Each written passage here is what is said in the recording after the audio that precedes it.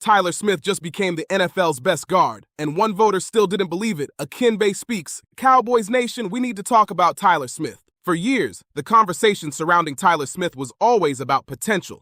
People questioned whether Dallas reached when they selected him in the first round of the 2022 NFL Draft. Some believed he was too raw. Others wondered if he would ever develop into the player the Cowboys believed he could become.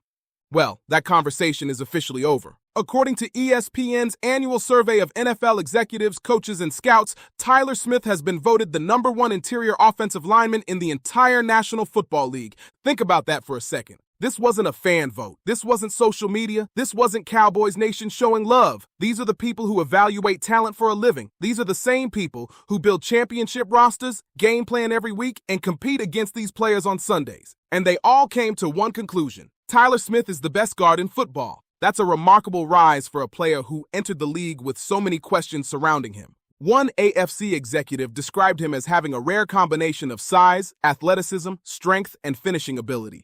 Another evaluator compared him to a prime Jason Peters playing guard. If you've watched Jason Peters dominate NFL defenders over the years, you understand just how significant that comparison really is. Tyler Smith has become the anchor of the Dallas Cowboys offensive line. But here's the part that surprised me. Even after earning the #1 ranking overall, one anonymous voter didn't rank Tyler Smith inside the top 10 at all.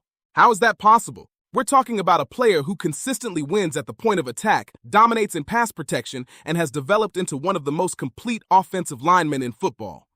Maybe that voter saw something the rest of the league didn't, or maybe they simply need to go back and watch the film, because the numbers tell a completely different story. Tyler Smith finished last season with one of the highest pass block win rates among interior offensive linemen, while continuing to establish himself as one of the league's premier run blockers.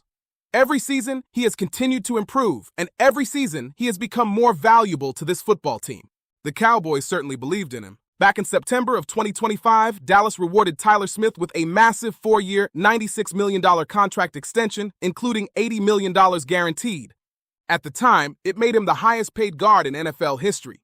Some people questioned the money. Today, that contract looks like a bargain. When you have the best player at his position entering the prime of his career, you don't hesitate. You lock him up before the price gets even higher. And remember all those critics during draft night? Remember everyone calling him a reach? Remember the questions about whether he should play tackle or guard? Dallas stayed patient. They developed him. Now they're being rewarded with one of the best offensive linemen in football, and the timing couldn't be better. Heading into the 2026 season, Tyler Smith is healthy after undergoing a minor cleanup procedure on his knee following the Pro Bowl. Reports indicate he is fully recovered and expected to participate without limitations. That's huge news for Dak Prescott. Quarterbacks love having elite interior protection because pressure up the middle is often the hardest pressure to escape.